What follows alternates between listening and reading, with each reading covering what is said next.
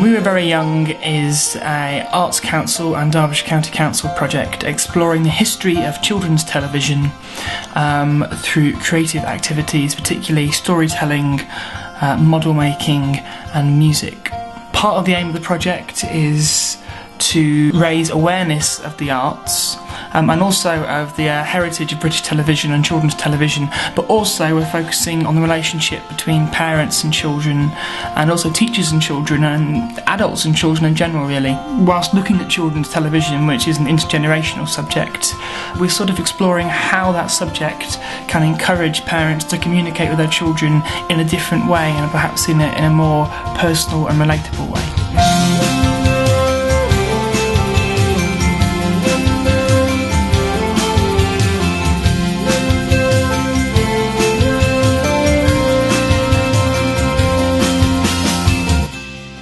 So the overall aim of the project was to create a brand new children's television programme inspired and created by children themselves. So first of all, we ran a character competition where we asked children from all over Amber Valley to create a brand new character, and we ran workshops in schools and children's centres, and we sort of tried to teach children about the old television programmes, and it was really fun for us as well to find out things they knew and programmes they didn't know, and also we discovered new ones they're watching now. And I think the reaction from the teachers as well was really exciting, and the parents, because they sort of got very nostalgic, and I think the children enjoyed seeing that reaction in their parents and teachers as well. My name's Selena. I'm a Year 5 teacher at Long Road Primary School in Derbyshire. It was great. The children were very excited from the moment I mentioned it 2 weeks ago. It was the only thing they've ever been asking me about, and they've been very engaged. The behaviour's been excellent because they've been engaged in what they're doing, and they're interested, and they've I think they've all been able to participate. There's not been any children left out or left behind or unable to kind of access it. So yeah, it's been really, really good. I think it was something they're interested in, and it's allowed them to perhaps understand how cartoons and characters are created, and they're not just kind of any crazy idea, perhaps creating links and things like that. I think perhaps the project could be extended as well. They could go on to write some literacy about it. They could apply what they've learnt today to lots of other things. A lot of them feel quite confident when they're talking about the cartoon characters, because obviously they know cartoons inside and out, and it's their forte, it's what they know. So I think it's good for the children to do something. It's not always a brand new topic where I'm sort of telling them about multiplication and they think, oh, what's this? It's something they feel they can talk about easily. Slime ball is not a slime ball!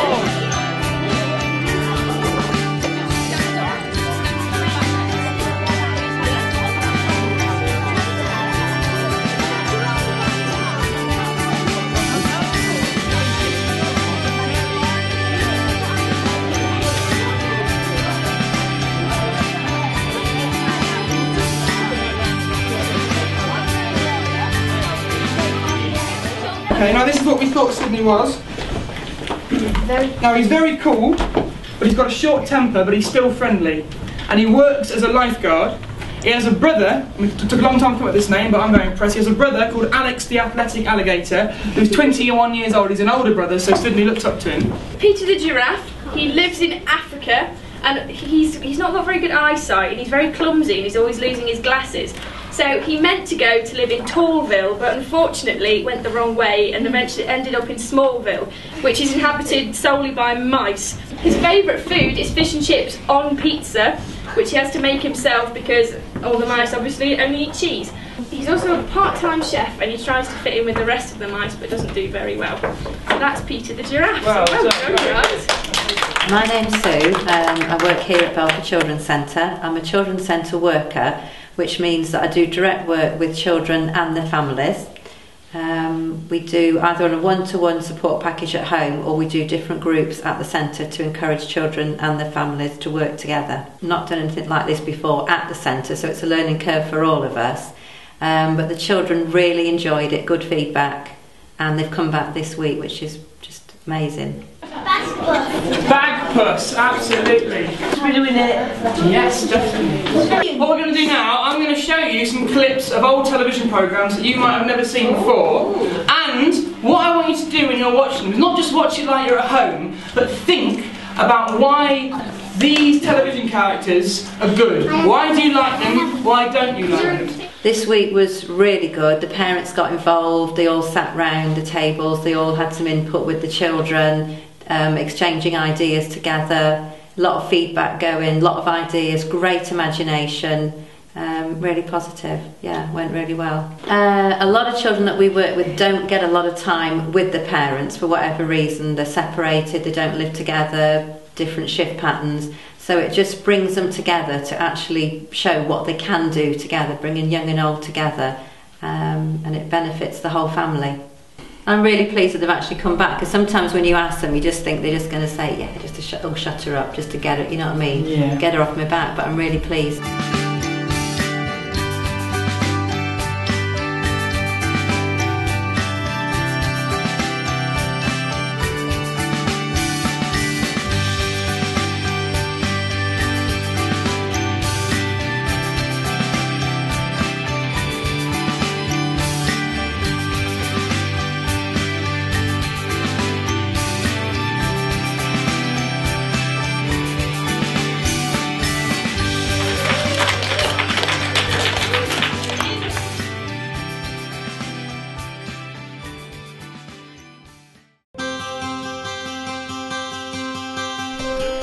I feel a little bit like I'm sat in the sitting room from the past, except 3 different pasts, and there's a bit of a mix of faces looking at me.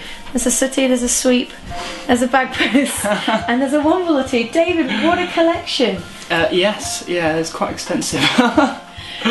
Now, these are all sort of TV memorabilia, and David Gibbs came and collected them and put them together for a special exhibition. But right now it's just in your front room.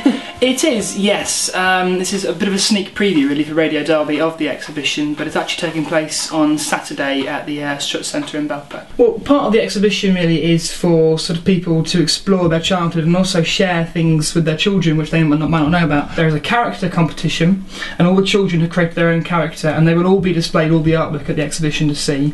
And then there'll be a winning character chosen, and that character will be turned into a film by professional artists and the children themselves, which will be shown in July. There'll also be at the screening storytelling throughout the day from Graham Langley. He's a very, very renowned storyteller, and there's also the chance to see lots of old television programmes as projection screens, so you can sit and watch your childhood on the screen. I was going to ask, how much archive footage do you have of kids' TV, and from what era?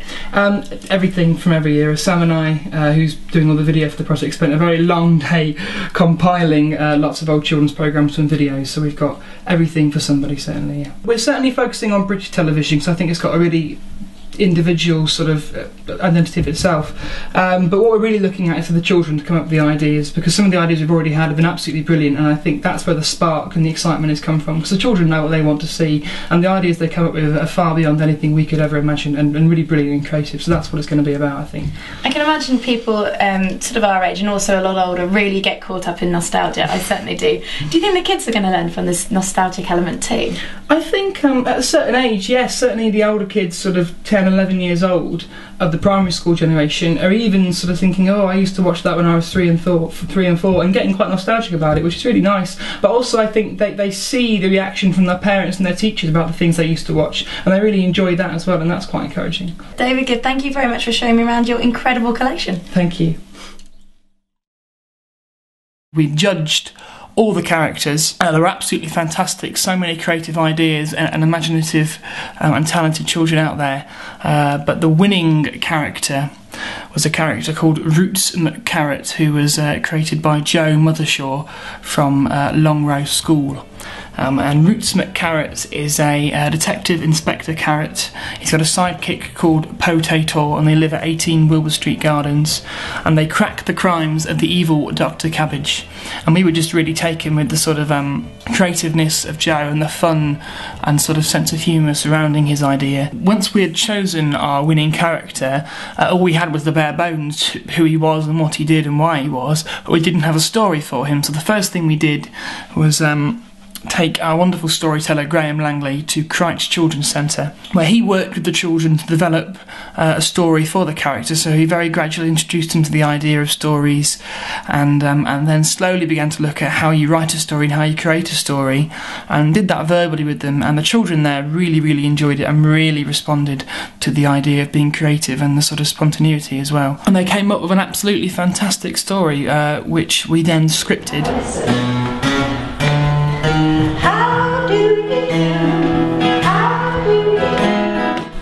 Obviously, a big aspect of any television programme, particularly drama, is the music. You know, music's really important.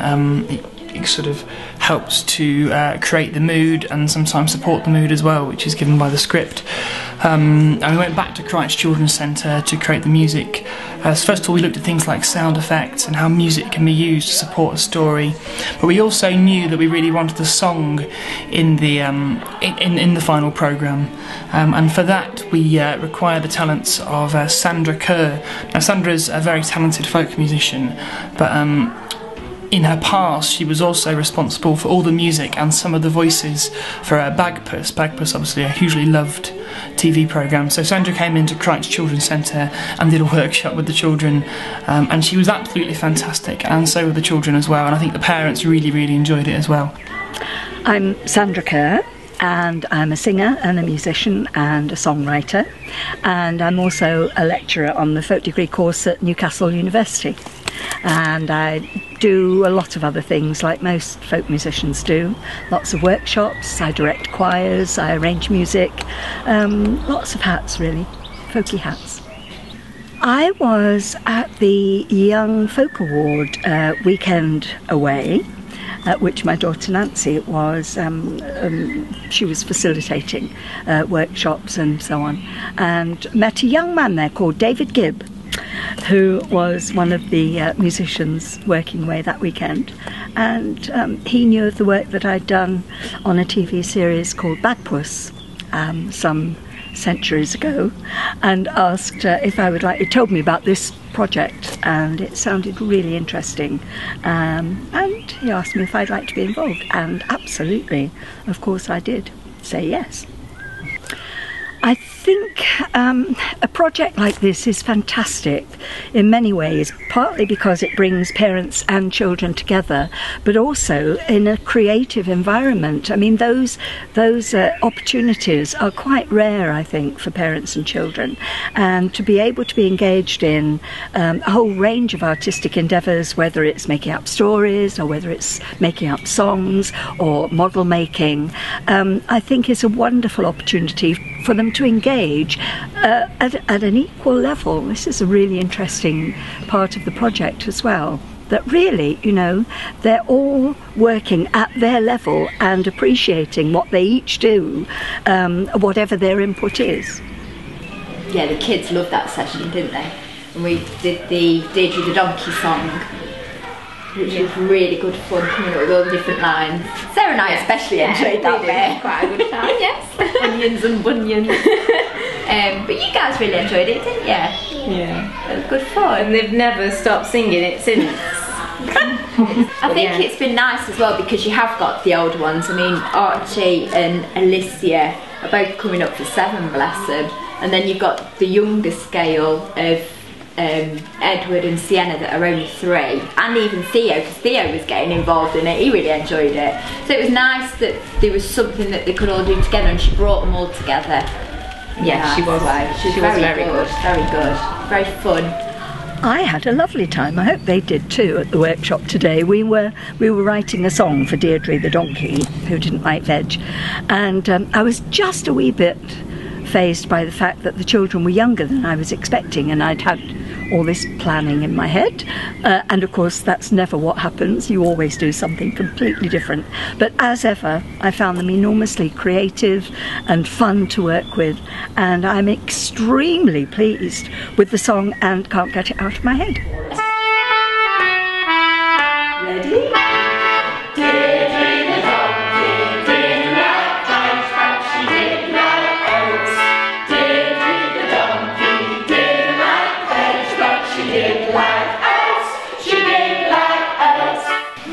opens up a fun way of communicating, I think. It's stuff that we wouldn't necessarily do at home. Alicia would make songs up on her own and we'd sit and listen, but to actually engage and do it together and come up with different ideas together. Yeah, I think once they're with the friends as well, they kind of bounce off each other and get ideas from each other, and opens up communication between them as well, which has been nice to see.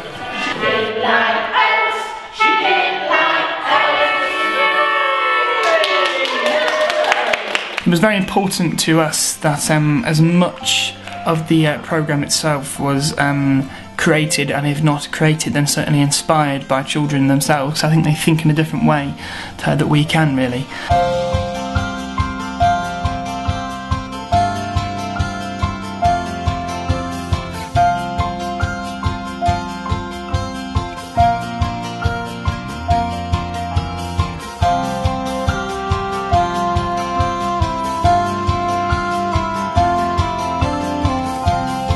So we went to Belper Children's Centre to work on the models and the sets, and also work on ideas of how it was all going to look, how the final programme was going to look. And for that we had Loz Shaw, who's actually a full-time graphic design teacher and artist as well, amongst other things. He's a very talented man, and Ellie Lucas, who's a full-time photographer and artist.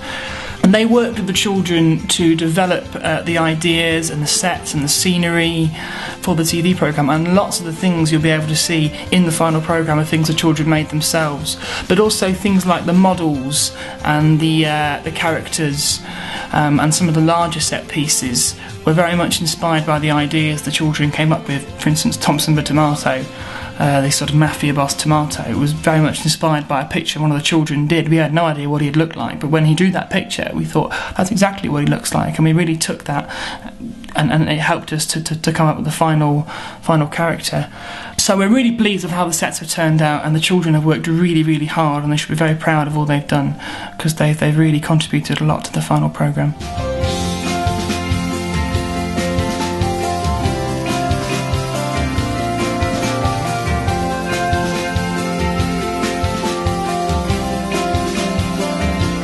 And it was important that the story was scripted. So Sam and myself, Sam Jordan, we worked together very carefully to script the story. And once we'd done that, we employed a voice cast of sort of quite well-known local actors to do the voices, and it was absolutely fantastic. It was a really, really fun day, a very silly day with the nature of the programme. But I do think that the voices suit the characters perfectly, and all the actors did a really, really marvellous job on the day of fitting the right voice to the right character. Run, you idiots, run! Kick the ball, kick the ball! If you tell me where you last saw Dr. Cabbage, I won't mention the crate of stolen sunflower seeds you've got stored in Greenhouse 3 down by the pond. Oh, I don't know. I thought that aubergine and tomato lasagna we did last week looked quite tasty. Well. I heard you two snooping around. So what can I do you for? Please, sir, can we have a break? We've rolled and rolled and rolled till we can roll no more. Oh no, it's Dr. Cabbage. And he's stolen our football. My name is Deirdre the donkey, as so it happens. It's been a kind of bit of everything, really. We've had an animator in to do like a kind of cartoon animation for the opening sequence and the donkey song. Then I've been using a mixture of just sort of models, puppetry, a little bit of animation here and there just to sort of give a flavour. It's kind of very sort of old school animation. It's not precise, but it gives a nice sort of feel, very much Paddington sort of and Oliver Postgate kind of feel of things. It's been really interesting, actually. It's I can't think of anything else where you've got a finished piece of work that is done to a high standard by professionals, but that all the ideas filtering into it are just from children. I can't think of anything else that's really done that. It's really interesting because you end up with something, you watch it and you go, well, that's great, and then you're told that actually everything in it wouldn't have happened if an 8-year-old or a 9-year-old hadn't have thought of it. And I like it. I think it's a really nice project, and I'm quite proud of what we've achieved with it.